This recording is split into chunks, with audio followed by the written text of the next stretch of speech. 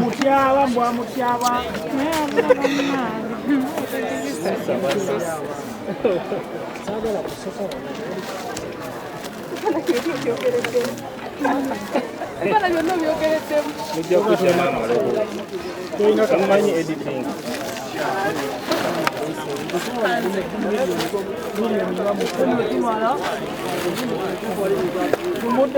Ndoze ekyo kimala kati Mutyamba leka sendi kaduwa bijjeyo tudde wali ku kyeru wali tufune interview one on one buli ayagala interview tugende wali abamawulire baba basooka abamawulire ati balimu ate bafudde bamaka Saba mukatini. Musa pardon Kwagala mukatini. kale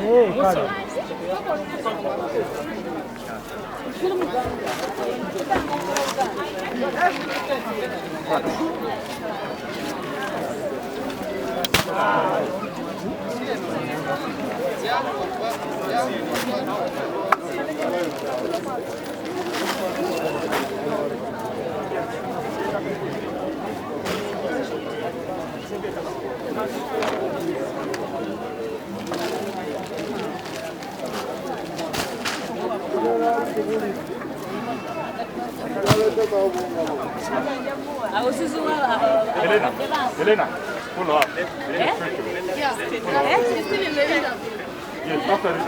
He's coming. Wadi? Yang pada ni dulu. So dia juga.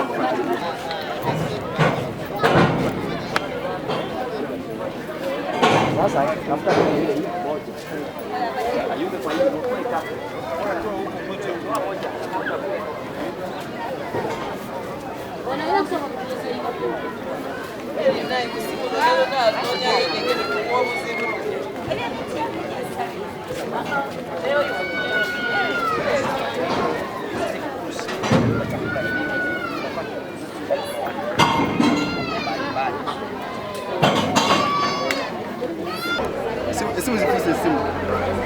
Haya.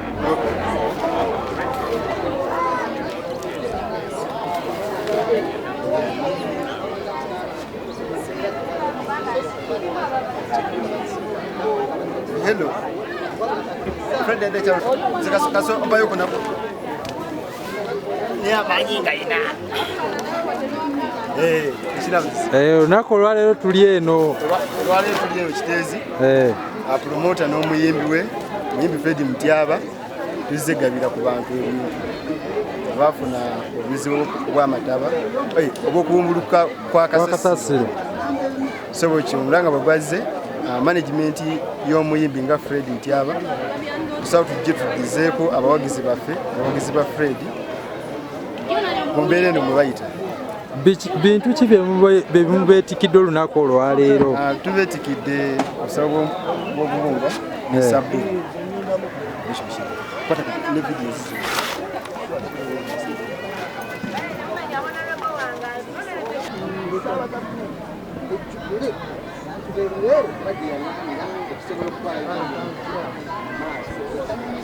Abadde mu interview. Government is going to check. Basore bajjaku okuvaayo okuyimba bantaluwe nayimba ensonga nambemu ndi mwana nzala nsomedde Luwero primary senior 6 malidde ku Luwero ndi mwana nzalwa mwana Luwero alabye Luwero gyebakubira ddala ku mirembe gy'abahaji bakanika balone musajja eyakafa basookera ddala abakulembeze bakoomu omutwalo n'agujjayo ogwakoledde we ayingirire mu kivulu kyo kati ali mu disaster omwebalamye basaba abayimbi bakamba baffe bakulu bange muveeyo n'owegula kiro